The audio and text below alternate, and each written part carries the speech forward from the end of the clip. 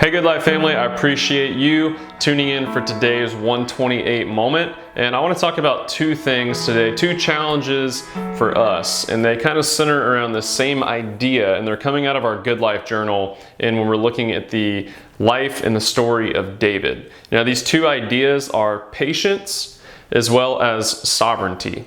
And all throughout David's story, we've been reading in 1 Samuel, if you're going along, we see David, he's kind of doing the right things. I mean, there's certainly some times where he's doing the wrong thing, but up to this point in his journey, he's been fairly, all things considered, God honoring. He's made some incredibly difficult decisions that are honoring to God, but it doesn't seem like it's really paying off in his life. In fact, I'll give you two examples right now that we're just reading through. There was two moments where the King Saul, he was trying to chase after and kill David, and in fact, David had Saul dead to rights. And one time, David and his men, they were hiding in a cave. Saul comes in the cave.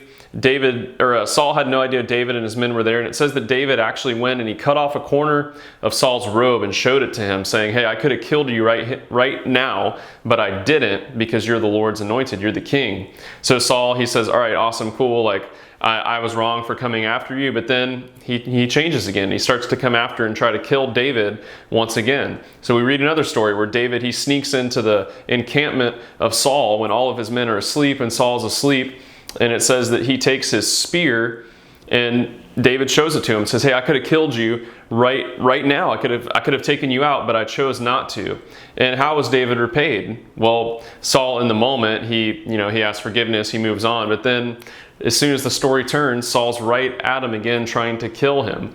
And this is so difficult for us, but I'm taking away from this idea of sovereignty.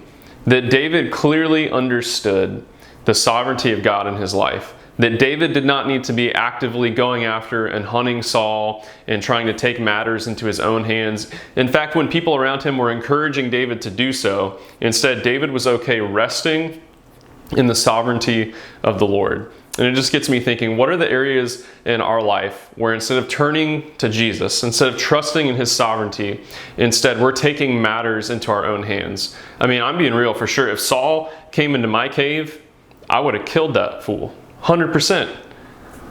But David understood something different. That striking out in that way was not trusting in the Lord. So how can you and I trust? Well, I would encourage us to have a little more patience. It's a difficult thing to do, and I don't enjoy it. I'm sure you don't enjoy it. But we can see David from the time he was anointed until the time that he actually became king. I mean, it was decades in between. I'm sure David had plenty of times where he was wondering, hey, I was anointed king over Israel, and now I'm living out in the wilderness being chased to death by the king.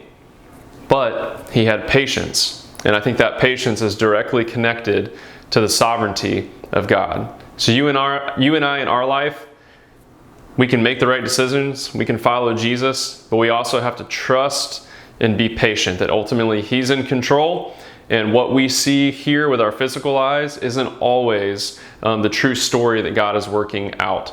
So today, that's my two challenges. Trust in his sovereignty, and our end, let's try to be patient and open to what God has. Thank you, Good Life family. We're looking forward to this Sunday. We're kicking off a brand new series. We're going to be hearing from one of our elders, Dave, as well as from Kel. So we're looking forward to gathering together. 3 chances to do that: in person at 9:30 and 11, as well as online at 11 o'clock. So until then, let's look forward to gathering together on Sunday, but also let's be a people trusting in his sovereignty and having patience. We'll see you guys soon.